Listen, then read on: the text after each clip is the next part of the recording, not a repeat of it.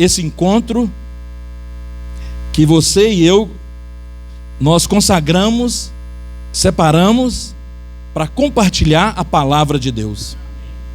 Ó Senhor Jesus. Senhor, isso é misericórdia de Deus, irmãos. Isso é misericórdia de Deus. E nós vamos compartilhar sobre o Evangelho de João, a 22ª mensagem.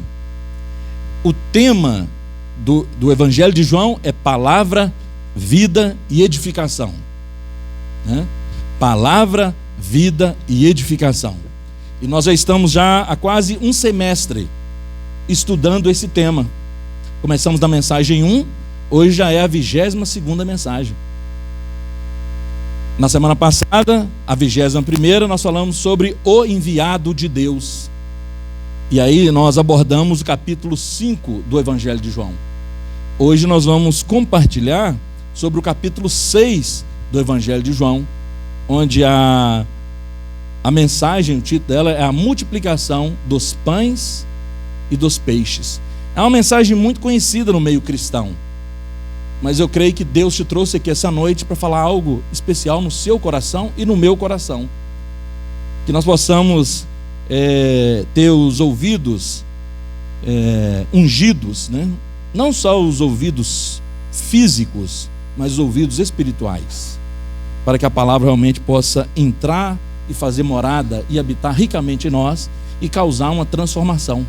Porque o que faz a obra, ficou muito claro para nós na semana passada, é a palavra. A palavra faz a obra. Irmãos, Isaías 55, 10 e 11 diz o seguinte: da maneira que a chuva desce do céu, rega a terra, faz fecundar a semente, depois a semente brota e frutifica, assim é a palavra de Deus. Não volta para si vazia, mas ela faz o que lhe apraz. Então, quando Deus estava falando da chuva lá em Isaías, que desce para fecundar a semente, para fazer brotar e frutificar, ele não estava falando de agronomia, ele estava falando do ser humano que, ao receber a palavra de Deus, a palavra de Deus não volta vazia, faz o que lhe apraz. E ele está dizendo que a palavra faz. O verbo fazer, ele é fantástico, porque, na verdade, na gramática, todo verbo, ele subentende uma ação. Mas quando fala ali, a palavra faz o que lhe apraz. Então a palavra de Deus, ela não é contemplativa. Claro que ao ouvir uma palavra você vai meditar, você vai checar com a sua situação, mas ela tem um objetivo bem definido. Ela quer fazer alguma coisa, ela quer te transformar. A palavra de Deus, ela é uma ordem, e uma ordem é para ser executada, uma ordem é para ser cumprida, uma ordem é para ser obedecida. Então a palavra de Deus, ela faz a obra. Irmãos, a palavra de Deus, ela é tão importante que lá em Hebreus, capítulo 11, versículo 3, pela fé entendemos que o universo foi formado pela palavra de Deus. Ó Senhor Jesus, a palavra, Deus, quando Ele fez o universo, não é só a terra não, irmãos. Quando Ele fez o sol, os luzeiros, né? O sol, quando Ele fez a lua, quando Ele fez a terra, quando Ele fez surgir a terra, quando Ele fez o firmamento, que é o céu, que é a separação das águas de baixo com as águas de cima, e chamou o firmamento de céu. Quando Ele fez o dia, quando Ele não contratou nenhuma empresa de engenharia, é a palavra. No Salmo 36 fala que falou Deus e tudo se fez. Então a palavra, ele ordenou e tudo passou a existir. Olha, falou Deus e tudo se fez. Ele ordenou e tudo passou a existir. Então a palavra de Deus é uma ordem.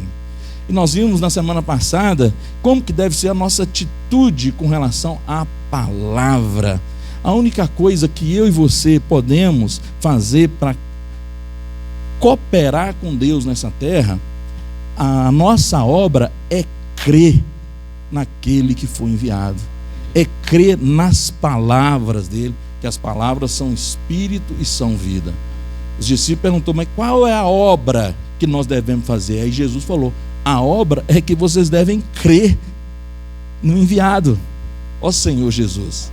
E o enviado, quem era o enviado? No princípio era o Verbo estava com Deus e o Verbo era Deus. O enviado era a própria palavra, ou seja, no princípio era a palavra estava com Deus e a palavra era Deus. A palavra se fez carne, então o enviado era a própria palavra de Deus. Crer na palavra de Deus, ó Senhor Jesus. Irmãos, essa introdução é maravilhosa, porque se a gente nós vamos falar do tema da multiplicação dos pães e dos peixes, mas Deus fez questão de compartilhar conosco durante a semana, no alimento diário, na segunda e na terça. Ele falou isso, ele falou sobre a importância do enviado de Deus e como que a gente faz para identificar esse enviado de Deus. Quais são as características do enviado de Deus? Primeira, o enviado de Deus, ele não dá testemunho de si mesmo, outro testifica. E no caso de Jesus, ele nem aceitou um testemunho humano. Ó Senhor, o próprio Pai testemunhou dele. Porque João Batista podia testemunhar de Jesus, porque João Batista viu o Espírito descer como pomba em cima ali, não é para não ter erro. João Batista viu os milagres, viu tudo, né? Mas mesmo um testemunho do homem não é confiável, porque teve um momento circunstancial que João Batista meio que, será ele mesmo? Quando ele estava preso, quando veio a adversidade, quando ele foi preso por Herodes, né? Aí ele estava na prisão, ele mandou perguntar se Jesus era o Messias, o Cristo, ou se eles deveriam esperar outro. Ou seja, então quer dizer, qual é a confiabilidade do testemunho dele, né? Mas Deus é sábio. Falou assim, olha, do enviado de Deus não aceita testemunho humano. Como o Idimar deu um exemplo na semana passada, você pode fazer um combinado com um chegado, né? Ó, você vai testemunhar que eu sou enviado e eu testemunho para você depois. Mas Jesus, para já resolver essa situação, ele falou que não aceitava testemunho humano. Ou seja, o próprio Deus, as palavras é que testemunhavam dele. Ou seja, porque a palavra faz a obra. Ninguém podia falar ou fazer as coisas que ele falava e fazia se não fosse realmente enviado por Deus. Ou seja, os milagres, os sinais, tudo que ele fazia, tudo que ele falava, ele não falava dele mesmo, mas segundo aquele que o enviou. Então isso é um ponto para você identificar o enviado de Deus. Ele não dá testemunho de si mesmo, mas as obras, né? Os milagres e o próprio Deus é que testifica. A segunda característica do enviado de Deus é que ele é inspirado pelo Espírito Santo de Deus. Ele não pode falar de acordo com os seus conceitos ou de acordo com os seus interesses. Ele é apenas um canal, um dispenseiro. O próprio Jesus falava isso. Olha, o que eu faço e falo, não faço e falo de mim mesmo, mas daquele que me enviou. Então ele era apenas um canal, um dispenseiro de Deus, né? E aí esse é um enviado de Deus. E o enviado de Deus também, com ele não tem nenhuma soberba. Terceira característica do enviado é que o que o enviado fala se cumpre. Nós vimos em Deuteronômio 18, quando estava falando de Moisés. Como é que nós vamos saber do profeta de Deus e do enviado de Deus? Se o que ele falar não se cumprir, ele é mentiroso e ele deve morrer. No Velho Testamento era dessa maneira.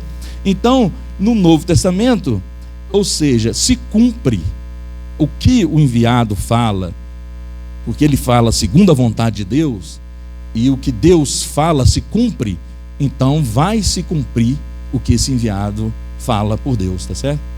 Ó Senhor Jesus. E também na terça-feira, né, antes de entrar na mensagem e para aplicar também esse ponto, para reforçar essa questão da palavra que faz a obra, que a palavra de Deus, ela é viva e eficaz, ela é que transforma a nossa alma. A palavra de Deus, ela cura, salva e liberta, irmãos. Ali em João, Evangelho de João, no capítulo 4, no capítulo 5, no capítulo 6, nós vemos a ação da palavra. Nós vemos que aquela mulher, no capítulo 4, né, a mulher samaritana, ela foi salva da situação dela porque ela creu nas palavras de Jesus. Aí no capítulo 5 nós vemos que o filho do oficial, do rei, foi salvo também porque ele creu na palavra. E seguindo, nós vimos aquela situação do paralítico que estava 38 anos esperando uma chance para ser curado ali no tanque de Betesda. Betesda significa casa de misericórdia. Aquela misericórdia ali estava demorando para ele, irmãos, 38 anos. A religião, ela até faz alguma coisa para as pessoas, mas ela muito lentamente. E naquele tanque o anjo descia, né? Está ali no capítulo 5 de João. O anjo descia e de vez em quando movia aquela água, e o primeiro que descia, ele era curado. A religião, representando ali o tanque, né, uma herança ali dos judeus, a religião judaica, as leis de Moisés. Então tinha anjos, tinha cura, mas veja como é que era essa cura. É até uma questão assim injusta, porque o primeiro que descia é que era curado. Então, se ele era o primeiro que descia, ele era o que menos precisava. Os outros que tinham muita dificuldade não era curado nunca. Mas pela misericórdia, olha para você ver, Jesus esteve nesse tanque. Jesus esteve ali. Aí quando Jesus esteve ali, ele perguntou para o homem se ele queria ser curado, o paralítico. Aí o paralítico falou: eu quero, né? O anjo vem, movimenta essa água, mas quando eu consigo chegar ao tanque, ou seja, outro já foi curado no meu lugar. Aí Jesus falou para ele, toma o teu leito e anda, levanta e anda.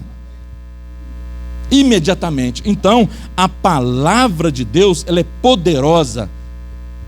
Então, irmãos, Hebreus fala que é o mesmo Deus de ontem, de hoje e será eternamente. Onde que está o problema?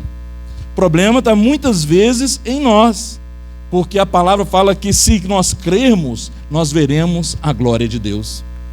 Vamos ver uma experiência com a igreja em Tessalônica. Vamos lá, 1 Tessalonicenses 2,13. Olha o que diz aí. Senhor Jesus, amém. Aleluia.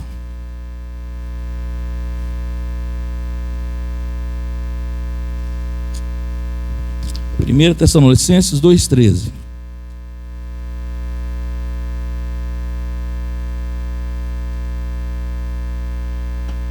Amém ou misericórdia? Amém. Outra razão, ainda temos nós, para que incessantemente dar graças a Deus, e que tendo vós recebido a palavra que de nós ouviste, que é de Deus, acolheste, não como a palavra de homens, e sim como em verdade é a palavra de Deus, a qual com efeito está operando eficazmente em vós os que credes. Aleluia! A palavra de Deus, ela é executiva, irmãos. A palavra de Deus, ela opera. E ela opera não é de qualquer maneira, ela opera eficazmente. Só que tem uma condição básica aqui. Primeiro, esse contexto quando Paulo escreveu essa epístola à igreja em Tessalônica, ele estava muito feliz. Ele estava feliz porque os irmãos andavam na verdade. Ele estava feliz porque os irmãos, eles acolhiam com mansidão a palavra do enviado, que no caso era Paulo. Paulo e os cooperadores. Eles eram canais, homens santos, né? Inspirados por Deus. E eles levavam a palavra. E como que a igreja naquela cidade recebia a palavra? Paulo falou, olha, outra razão ainda temos nós para incessantemente dar graças a Deus. Ele estava feliz com os irmãos ali. É que tendo vós recebido a palavra que de nós ouviste, que é de Deus, a palavra é de Deus, mas quem estava falando eram os irmãos, acolheste não como palavra de homens, e sim como em verdade é a palavra de Deus. Hebreus, no capítulo 1, diz assim, olha, tendo Deus outrora falado aos pais pelos profetas, nos últimos dias nos falou pelo seu Filho, a quem constituiu herdeiro de todas as coisas, e o Filho agora é o Espírito. Então Deus falou, irmão, Deus falou e tudo se fez, ordenou Deus e tudo passou a existir, mas Deus continua falando com seus profetas, falando com seus enviados. E aí nós precisamos ter essa atitude de crer, porque quando nós cremos, aí a palavra opera eficazmente. Olha a continuidade aqui, ó. Acolheste não como palavra de homens, e sim como em verdade é a palavra de Deus, a qual com efeito está operando eficazmente em vós os que credes. Crer, irmãos, faz toda a diferença. Crer e obedecer faz toda, não é só acreditar, mas crer, acolher com mansidão, ruminar, orar em cima daquela palavra, faz toda a diferença. Aí a palavra vai habitar ricamente em nós. Aí Cristo vai habitar ricamente em nós. Em Efésios fala que é Cristo habitando ricamente em nós. Em Colossenses fala que a palavra habitando ricamente em nós. Por quê? Porque a palavra é uma pessoa. Ó Senhor Jesus, ao ouvir a palavra, eu não posso ouvir simplesmente como se fosse a letra preta no papel branco, mas eu tenho que perceber que aquela palavra é uma pessoa. Sempre lembrar desse escrito maravilhoso que Deus usou o apóstolo João. No princípio era a palavra estava com Deus e a palavra era Deus. Ó Senhor Jesus, e a vida estava nela, onde? Na palavra. O próprio Jesus, aqui em João 6, nós não vamos chegar até essa passagem hoje, mas em João 6, na semana que vem, vai falar do verdadeiro, o pão da vida, né? Inclusive o título da semana que vem é Senhor Jesus, o pão que desceu do céu, dá a vida ao mundo. O próprio Jesus, ele disse, as palavras que eu vos tenho dito são espírito e são vida. Então na semana que vem vai falar do pão que desceu do céu, que dá vida ao mundo. Nesta semana nós falaremos aqui da multiplicação dos pães e dos peixes. Mas é importantíssimo essa questão de nós lidarmos com a palavra de Deus. Agora, seguindo, irmãos, eu gostaria de ler com vocês segunda epístola de Pedro, Senhor, 1,19. Reforçar bem essa questão de como que nós lidamos com a palavra, Senhor Jesus.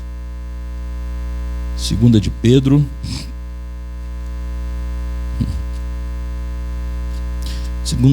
segunda de Pedro 1,19. Vamos ler do 19 até o 21, tá? Amém?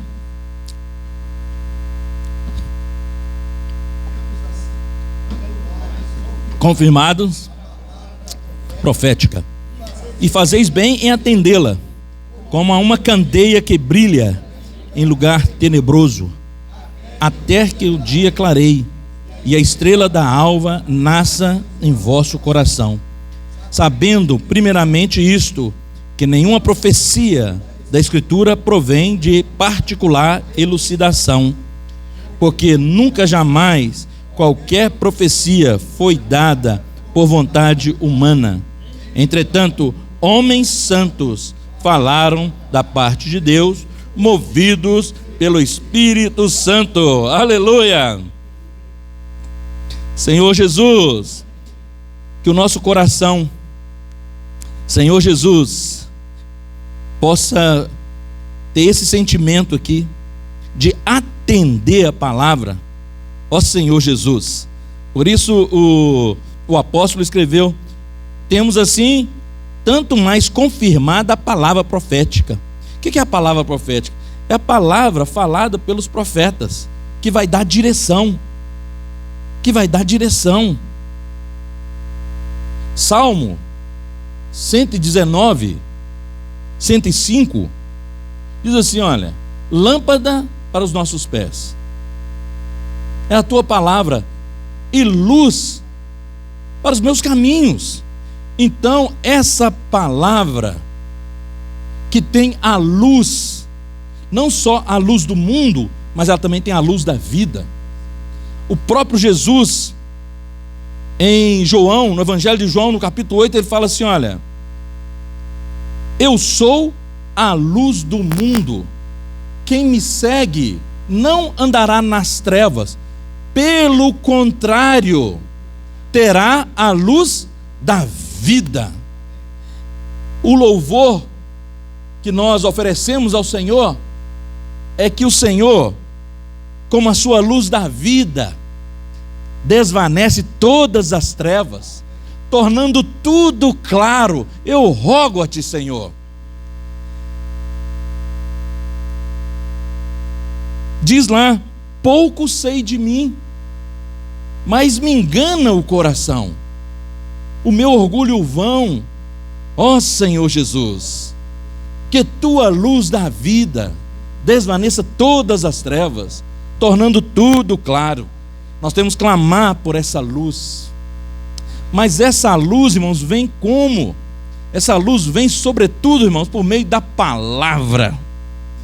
Senhor Jesus. Por quê? Porque é lâmpada para os nossos pés. São as palavras do Senhor. Então você quer ter um viver. Por que é lâmpada para os pés? Denota o seu comportamento. Quer saber se você tem um comportamento na luz? Checa esse comportamento com a palavra. Aí fala também, é luz para os meus caminhos, ou seja, vai governar o seu viver. Não só o seu comportamento, mas também vai te dar direção. Não só o seu viver individual, mas também aonde você deve chegar. Vai te dar direção. É o que fala aqui, ó. Temos assim tanto mais confirmada a palavra profética, e fazei bem atendê-la. A palavra profética, ó Senhor Jesus, porque ela é como uma candeia que brilha. Irmãos, uma candeia é como se fosse uma lamparina. É porque nessa época não tinha ainda a energia elétrica, mas tinha a lamparina, tinha a candeia. Então, irmãos, em densas trevas, às vezes a gente passa por dificuldade, né? Vai alta a noite, né? Vem chegando o dia. Então nós devemos viver como os filhos da luz, não como os filhos das trevas. Mas numa situação de trevas, numa situação de dificuldade, numa situação de dúvida, nós precisamos da palavra de Deus, que ela vai ser como essa candeia potente, dissipando todas as trevas, porque essa candeia que brilha em lugar tenebroso, até que o dia clareie, até que a situação se resolva. Mas nós vamos usar a palavra, ó Senhor Jesus. E ela tem ainda um objetivo final, olha: e a estrela da alva nasça em vosso coração. Ou seja, essa estrela da alva que é o próprio Cristo, iluminando o nosso coração. Aí seguindo fala assim, olha: sabendo primeiramente isso, que nenhuma profecia da Escritura provém de particular elucidação, porque nunca jamais alguma profecia foi dada por vontade humana, entretanto homens santos. Esse é o ponto. Muitas vezes você quer acreditar numa palavra, você acha que só o Espírito Santo de Deus, ou Deus vai vir com uma voz de trovão, que vai falar para você, aí você vai obedecer. Mas não, irmãos, Deus usa homens santos, está dizendo aqui, inspirados por Deus. Esses homens têm a palavra profética. É muito fácil você falar que não, eu creio em Deus, eu creio em Jesus Cristo, mas você não crê no profeta de Deus. Lembra o que diz lá em 2 Crônicas 20:20? Credes em Deus, estareis seguros, credes nos teus profetas e prosperareis. Moisés, o profeta de Deus, ele falou que ele era pesado de língua, não sabia falar. Aí Deus falou: está aí seu irmão Arão, ele te será como boca, e você será para ele como Deus. Olha, irmãos, a responsabilidade de um profeta. É Deus que escolhe, ó Senhor, os seus enviados, ó Senhor Jesus. E Deus pode fazer de você e de mim também esse canal. Deus pode fazer de você e de mim um canal de bênção na nossa casa, no nosso trabalho, na escola, no viver social, com a sua família. Às vezes as pessoas não têm dificuldade de entender os propósitos de Deus, mas Deus revela aos seus santos e profetas tudo que Ele tem no coração. Deus vai revelar para você, e você vai ser um canal de bênção. Muitas vezes aquela pessoa vai ter um encontro com Deus, porque você foi um canal usado ali. Mateus 5 não fala isso? Que nós somos luz do mundo e sal da terra.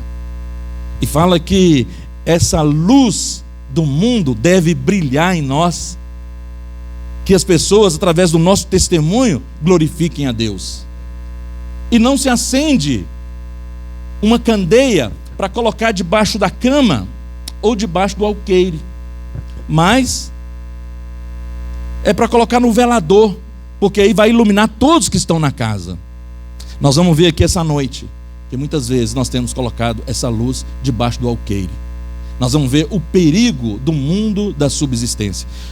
O alqueire, irmãos, era um instrumento usado para medir grãos. Então está relacionado à colheita, está relacionado à subsistência e sobrevivência. Então não coloca a sua luz, ou a luz que está em você, ou a comissão que Deus deu para nós pregarmos o evangelho, para nós orarmos pelas pessoas, para nós sermos um canal de bênção na vida das pessoas, que as pessoas tenham um encontro com Deus, que nós tenhamos um encontro com Deus diário, para levar a outras pessoas. Muitas vezes nós colocamos essa luz que está dentro de nós, muitas vezes ela fica apagada. Aí a gente coloca debaixo do alqueire, ou seja, debaixo das nossas responsabilidades, às vezes até responsabilidades devidas, com o nosso trabalho, com escola, com cuidado com família. Mas Deus não nos criou para isso.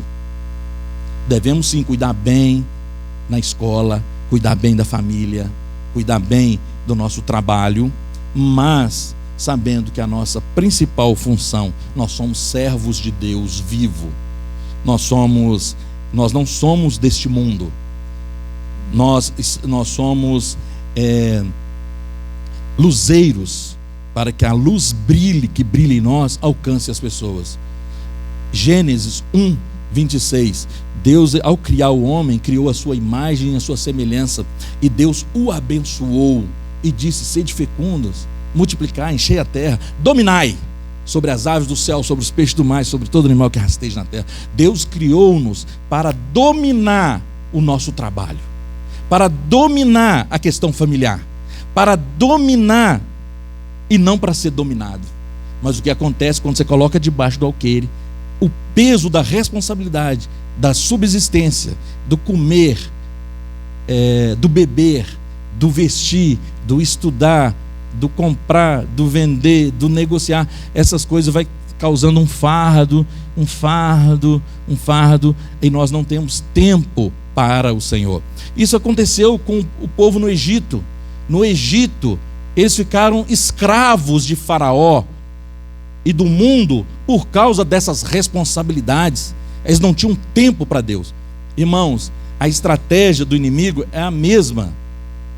às vezes ele nos tenta nessa área, porque aí você dá uma falsa impressão que está tudo bem.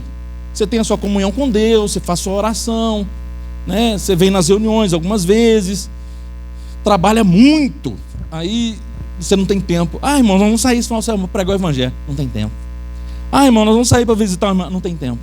Irmão, você nunca tem tempo para as coisas espirituais. Eu nunca tenho tempo para as coisas espirituais. E tempo, essa questão é aquilo que você valoriza. Você vai dedicar o seu tempo naquilo que você dá mais valor. Se você dá mais valor ao seu trabalho, à família, que são coisas boas, devidas, não é? A escola, a estudo, e não resta tempo nenhum para Deus, está errado. Você tem que inverter essa ordem, porque em Mateus 6, essa semana falou para nós: buscar em primeiro lugar o seu reino e a sua justiça, e todas as outras coisas. Todas as coisas aí inclui, é tudo. Nilton não está aqui não, ele gosta dessa palavra no grego. Tudo diz que é tudo mesmo, irmãos. É família, é trabalho, é faculdade, é tudo. Aí a palavra opera eficazmente naqueles que creem. Eu preciso crer que é o próprio Jesus que falou isso. Buscai em primeiro lugar o reino. Ó Senhor Jesus, perdoa, Senhor, porque eu não tenho buscado em primeiro lugar. Se for olhar mesmo, primeiro, a primazia. Senhor Jesus, me ajuda na minha falta de fé, porque quando a gente busca as coisas do Senhor, Ele se encarrega de cuidar das suas. Ele disse que é os incrédulos que preocupam com essas coisas, com o que comer, o que vestir, com o dia de amanhã. Mas vocês não. Jesus falou ali em Mateus 6, vocês não, porque eu cuido de vocês. Olha as aves dos céus, não planta, não semeia, e você não deixa elas morrer de fome. Olha os lírios do campo, nem Salomão, toda a sua glória, se vestiu tão bem quanto eles. Aí Jesus falou assim: ó, deixa que o próprio dia traga o seu mal. Tem uma versão bíblica de estudo, que o mal ali é problema. Deixa que o próprio dia traga o seu problema. Mas às vezes a gente preocupa, né? A palavra preocupar, ela já explica. Você está ocupando a sua mente previamente com um problema. Aí isso traz o que? Ansiedade. Aí Jesus, nesse contexto de Mateus 6, ele fala assim: não viveis ansiosos por nada neste mundo. A ansiedade é para aqueles que não têm esperança. Tanto é que ele fala, é os gentios que preocupam com essas coisas, com comer, o que vestir, tá certo? Mas vocês não, eu cuido de vocês. Então deixa que o próprio dia traga o seu mal. Então você fica acumulando as coisas, preocupações, né? Então quando a gente busca o Senhor em primeiro lugar, Ele vai cuidar de cada um de nós. Então, irmãos, essa que deve ser a nossa atitude: buscar o Senhor em primeiro lugar. Quando Jesus ele fala lá, olha, buscar, vamos ler lá em Mateus 6, porque aí fica até mais fácil depois para os irmãos compartilhar também. Mateus 6, Senhor Jesus, amém, aleluia. Vai procurando e vai invocando, ó Senhor Jesus, amém. E vocês vão ver porque eu estou falando dessas questões aí, porque essas questões pegam e nos impede e nos engana de servir o Senhor. As questões devidas, trabalho, escola, família. Senhor Jesus, amém. Mateus capítulo 6, versículos, aleluia. Senhor Jesus, amém. Pode ser do 25 ao 34. Os irmãos lêem um versículo e as irmãs outros, amém? Não andeis ansiosos pela vossa vida, quanto ao que haveis de comer ou beber, nem pelo vosso corpo, quanto ao que haveis de vestir. Não é a vida mais do que o alimento, e o corpo mais do que as vestes?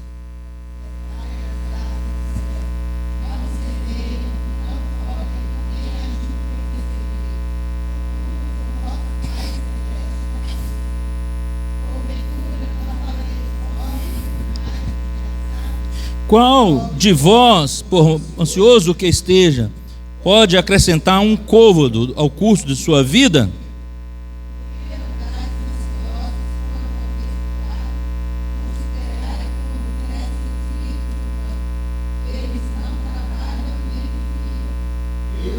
Eu, contudo, nem Salomão, em toda a sua glória, se vestiu como qualquer deles.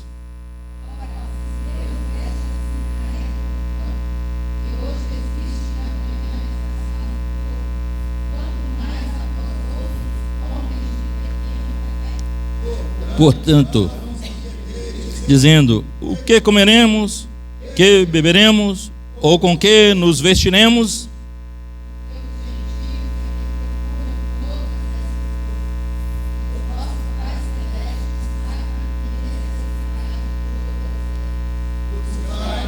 Em primeiro lugar, o seu reino e a sua justiça, e todas. Não inquieteis de amanhã, pois o amanhã trará o seu dia, o seu próprio mal. Ó Senhor Jesus. É isso, irmãos. É uma atitude inteligente. Deixa que o problema do próprio dia já basta. Mas a ansiedade é você sofrer antecipadamente, ou não é? Você fica tão preocupado, mas essas palavras nos dão tanto consolo, irmãos, porque essas palavras é do próprio Jesus, mas elas serão realidade quando eu crer, quando eu aplicar no meu viver. É quando realmente surgir aquela situação que a gente olha para um lado, olha para o outro, isso não tem saída, agora você olha para o alto, aí você crê realmente no cuidado do Senhor e espera. Salmo 127:2 não fala? De nada adianta levantar cedo, aí, porque aí você está numa situação difícil. Não, agora eu tenho que trabalhar mais, eu tenho que levantar cedo, trabalhar até mais tarde, porque eu tenho que pagar aquela prestação. Eu tenho que levantar cedo, trabalhar tarde, porque eu tenho que pagar aquele imóvel. Já tem 2, tem 3, mas comprou o quarto, né? Aí eu tenho que acordar cedo, tenho que trabalhar tarde para pagar a prestação do outro carro. E você só consegue andar em um de cada vez. Irmãos, isso é uma armadilha que pega cada um de nós. Pega os ricos e pega aqueles que querem ser ricos. É por isso que Jesus falou: buscar em primeiro lugar o meu reino e a minha justiça. O que é reino, irmãos? Romanos 14:17 diz que o reino de Deus não é comida e nem bebida, é justiça, paz e alegria no Espírito Santo. Irmãos, quando a gente está buscando essas coisas, a paz vai embora. E é um buraco sem fundo. Que a gente tem que pedir a Deus é uma paz e uma piedade com contentamento, nos contentar com o que Ele tem nos dado. Claro que se você puder ter um carro mais confortável, uma casa mais confortável, não tem nenhum problema nisso, irmãos. E não tem nenhum problema também em ser rico. O problema não é o dinheiro, é o amor ao dinheiro que acaba te deixando ansioso, preocupado. Sabia que o Brasil é o país mais ansioso do mundo? E com relação à depressão é o 4º. Tem pobre ansioso, tem rico ansioso, tem todo mundo ansioso. E se a gente bobear, tem muito crente ansioso. Ó Senhor Jesus, eu sou um pouco. Ó Senhor, tem misericórdia. Irmãos, mas aqui o Senhor está nos dando um caminho alternativo. Buscar em primeiro lugar o reino. Salmo 127, vamos ler 127:2. Porque o Senhor está nos dando uma palavra de consolo, uma palavra de encorajamento, né? De confiar, porque é a palavra que faz a obra. Ruminar a palavra, crer na palavra, inculcar a palavra, imergir na palavra, fazer grito de guerra com a palavra. Tudo isso é válido, irmão, para gravar no seu coração que você deve buscar em primeiro lugar o reino e a justiça. A gente sabe disso, a gente já leu essa passagem muitas vezes, mas Deus é tão misericordioso que Ele dá outras ferramentas para ver se isso inculca em nós, memorizar em nós. Não é só da boca para fora não, é até habitar ricamente no coração, porque é o coração que é enganoso. Salmo 127, 2. Aleluia. Amém ou misericórdia? Alguém falou misericórdia aí. Lembra que não encontrou, hein? Amém? 127, Evaldo. Vamos lá, hein? Amém? Amém, Evaldo?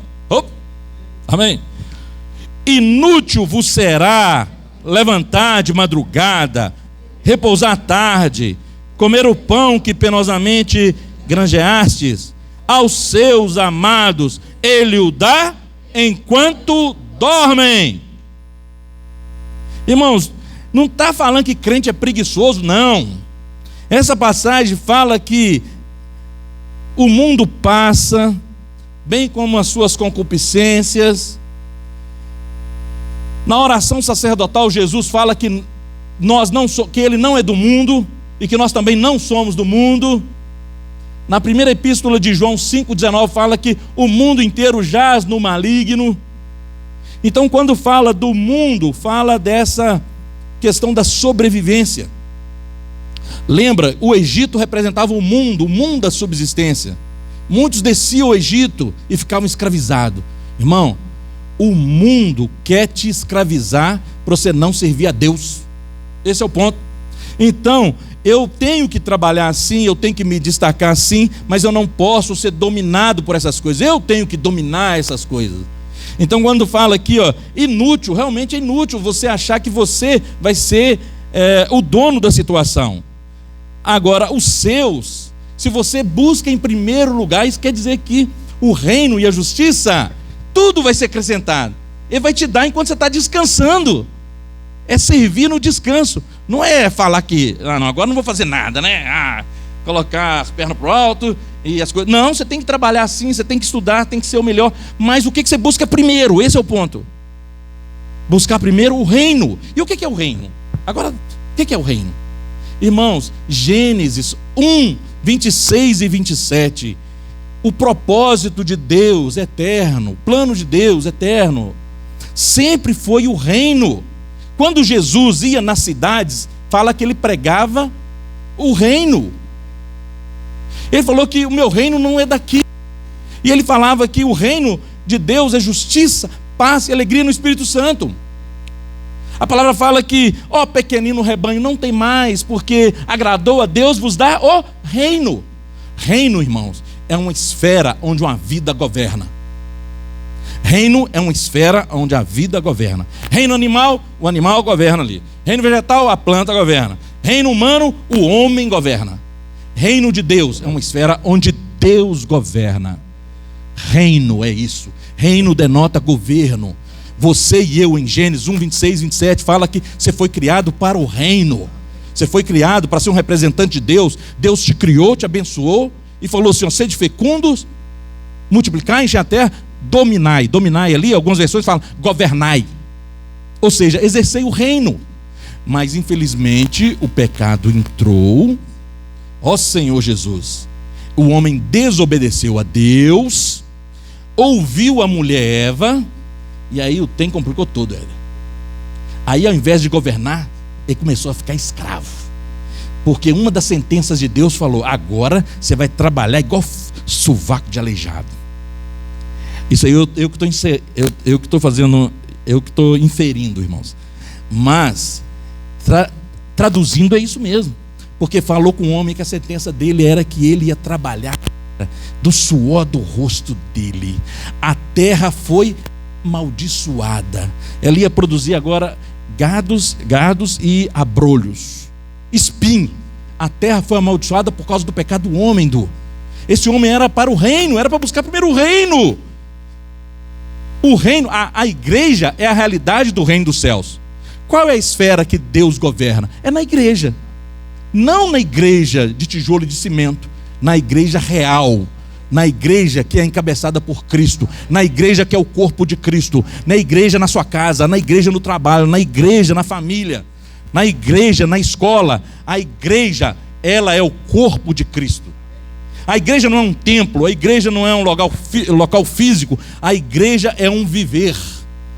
É nesse viver que Cristo governa. Então ali é o reino. Por isso que a igreja prática, ela é a realidade do reino dos céus. Mas por causa do pecado, o homem se desconectou com Deus. Aí qual que foi a sentença da Eva? Você vai sofrer dor de parto. Da cobra, da serpente, você vai comer o pó da terra. É ou não é? E ela vai ferir o calcanhar do homem, mas a cabeça dela vai ser esmagada. Mas qual a sentença foi do homem? Agora você tem que trabalhar, meu filho. Você tem que trabalhar e você vai comer do suor do seu rosto. Então esse tipo de trabalho aí é maldição. E aí esse tipo de trabalho que escraviza o homem, então. Por quê? Porque ele não buscou em primeiro lugar o reino. Buscar em primeiro lugar o reino é buscar a realidade do viver da igreja. E a justiça? O que é justiça? Cristo é justiça de Deus. A nossa justiça é trapo de imundícia, Eda. Mas Cristo se fez justiça por Deus. Ele executou tudo que Deus planejou. Então, quando eu busco Cristo e a igreja, irmãos, todas as coisas me serão acrescentadas. É esse viver que Deus está nos encorajando de buscá-lo em primeiro lugar. E seguindo a nossa comunhão, irmãos, nós vamos ler agora, Senhor Jesus, Mateus 9, 35 a 38. Deus vai mostrar aqui qual é a sua verdadeira missão. Em João 15, Jesus fala que não foste vós que escolheste a mim, eu aqui escolhi a vós outros, e vos designei para que vades, e que deis frutos, e que vosso fruto permaneça. Que fruto é esse, gente? É fruto de pessoa, mas não é de você mesmo. Essa palavra que Jesus falou está ali no contexto de João 15. Aí Jesus falou isso, e ele falou assim: mas permanecei em mim, e eu permanecerei em vós. E aquele que permanece em mim, esse vai dar muito fruto. Permanecer nele é buscar o reino em primeiro lugar e buscar a sua justiça. Aí nós vamos fazer o que ele faz. E o que ele fazia? Agora nós vamos ler o que ele fazia. Podem ler, irmãos.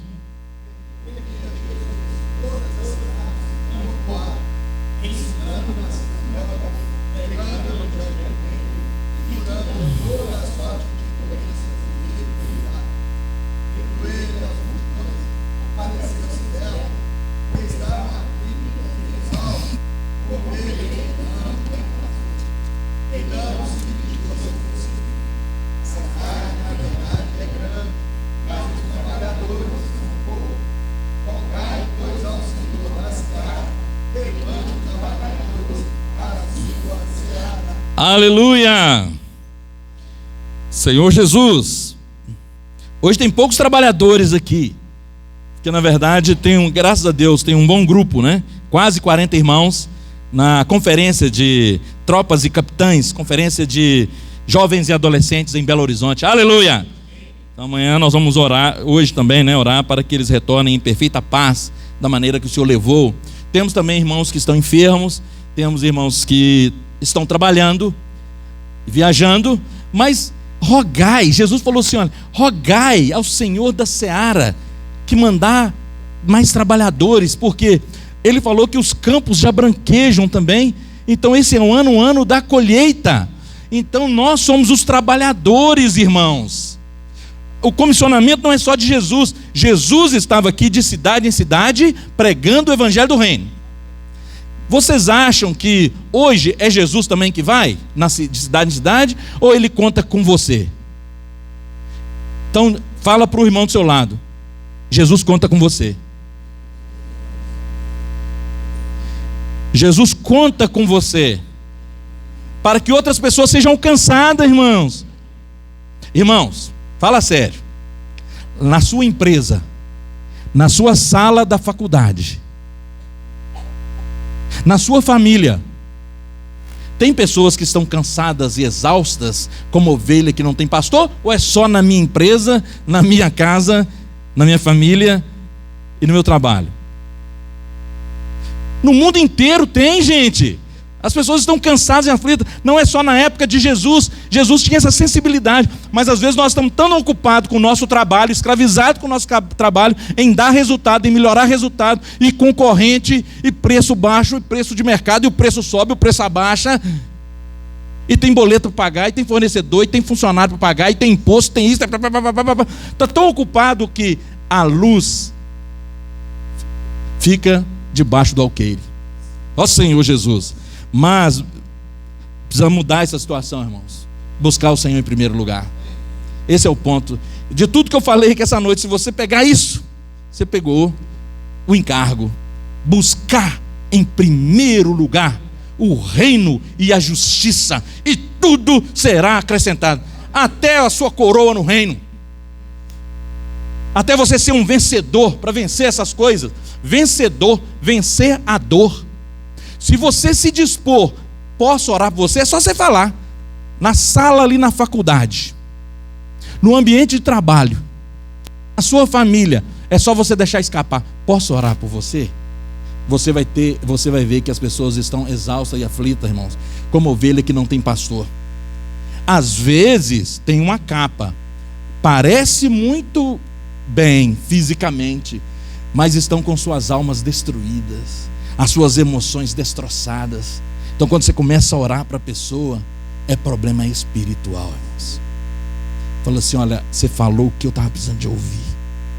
Às vezes tem uma capa, aparentemente está tudo bem com aquele nosso amigo, com aquela nossa amiga, mas irmã, o mundo, ele jaz no maligno. Está todo mundo ocupado com trabalho, mas a humanidade está doente e precisa de cura, e a palavra é a cura. Não é você, você é só um canal. Aquilo que você leu na Bíblia de manhã, repete para a pessoa. Aquilo que você ruminou no alimento diário, repete. Não tenta inventar a roda. Eu acho que para dar um sabor aqui, para dar uma liga, eu vou lembrar de uma experiência passada. Não, a palavra do Senhor, ela é viva e eficaz, e ela é suficiente, e ela opera eficazmente naqueles que creem. Use a palavra. Tenha a palavra no seu depósito, que a palavra cura. Ó Senhor Jesus, da mesma forma que o Senhor saía e Ele compadecia das pessoas que estavam exaustas e aflitas, o Senhor quer usar você e a mim. Não só isso, mas também para introduzir o reino, porque fala que Ele curava as pessoas, mas Ele pregava o evangelho do reino. Sabe o que é o evangelho do reino que você vai pregar a pessoa? Olha, na minha experiência, um dia eu conheci a Cristo, e Ele passou a me encabeçar, a governar a minha vida. Deixa Ele governar a sua também. Isso é o evangelho do reino. É o evangelho do encabeçamento. É Cristo governar a vida das pessoas. Lembra de Mateus 6, o próprio Jesus, Ele ensinou a oração do Pai Nosso. Às vezes você acelera tanto a oração do Pai Nosso que você não presta atenção nos pormenores. Vamos ler agora, comendo. Vamos, irmãos, vocês topam? Quem topa diz amém. Mateus capítulo 6, de hoje em diante, a oração do Pai Nosso vai ser diferente. Ó Senhor Jesus, olha o que diz aqui, irmãos.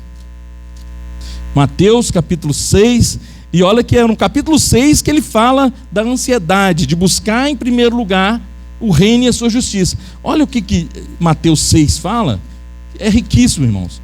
Senhor Jesus, Mateus 6, versículo 9 até o versículo 15. Portanto, vós orareis assim: Pai nosso que estais nos céus, santificado seja o teu nome. Então, irmãos, nós vamos ler de versículo em versículo, e eu vou fazer uma oração, tá?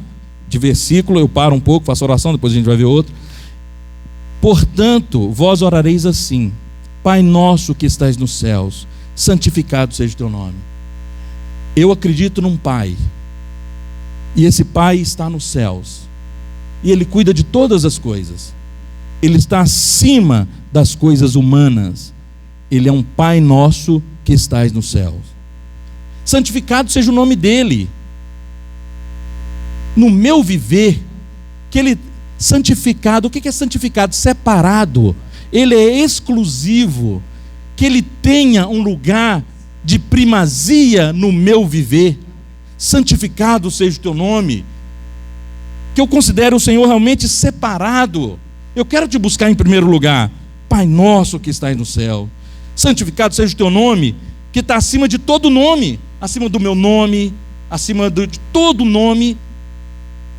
Ó Senhor Jesus, seja realmente que eu considere esse Pai exclusivo, separado, que eu possa dar o meu a primeira hora do meu viver para o Senhor.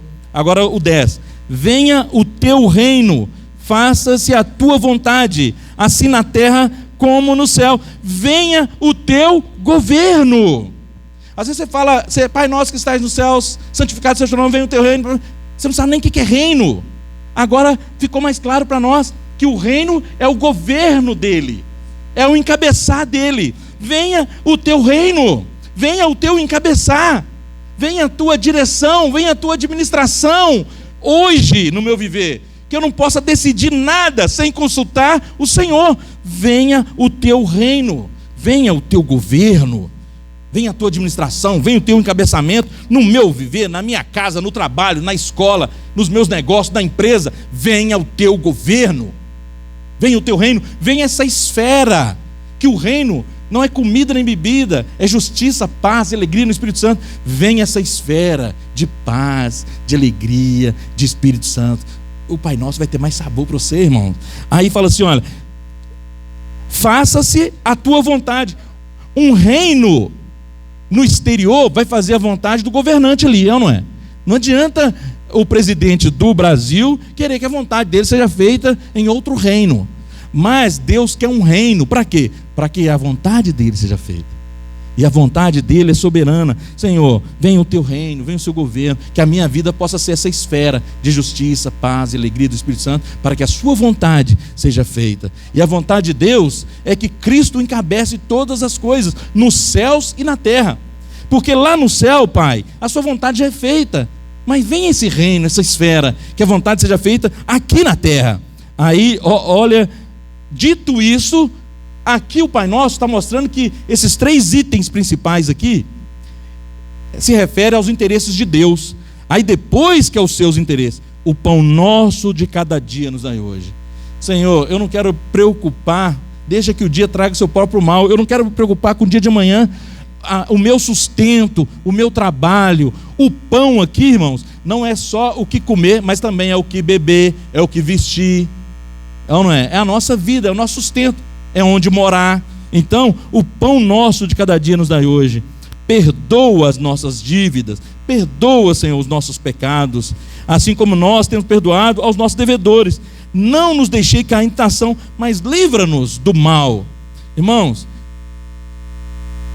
quando Deus permite uma tentação, Ele provê um livramento que nós podemos suportar. Ele envia uma graça vencedora, que Ele já falou isso para Paulo. Paulo estava passando por uma situação dificílima. Aí Paulo falou: Senhor, afasta de mim, Senhor, tira esse espinho na carne. Aí o Espírito Santo falou com ele: a minha graça te basta. Irmão, a graça é uma força capacitadora. A graça, é difícil explicar a graça. Nós somos salvos mediante a fé, pela graça. A graça nos salvou. Eu precisei crer, mas é a graça que te salvou do império que era de trevas, te transportou para o reino do Filho do seu amor. E essa graça também, ela te livra de tentar, das tentações, ela te livra das tentações. A tentação vem, e ninguém ao ser tentado diz que foi tentado por Deus. Nós somos tentados muitas vezes por nossos desejos, por nossas decisões, por nossa cobiça. A tentação vem, mas quando você ora direcionado: Senhor, não nos deixeis cair em tentação, Senhor Jesus, mas livra do mal, pois teu é o reino, o poder, a glória para sempre. Amém. Porque se perdoardes aos homens as suas ofensas, também vosso Pai Celeste vos perdoará. Se porém não perdoardes os homens as suas ofensas, tampouco vosso Pai perdoará as vossas ofensas. Ó Senhor Jesus, Pai nosso precisa ter mais sabor na nossa vida, que Ele fala do reino, da gente buscar em primeiro lugar, e todas as outras coisas serão acrescentadas. Jesus é o nosso Senhor. Irmãos, falta 15 para as 9, nós podemos reunir em pequeno grupo e ter um pouco de comunhão, tá bom? E amanhã a gente compartilha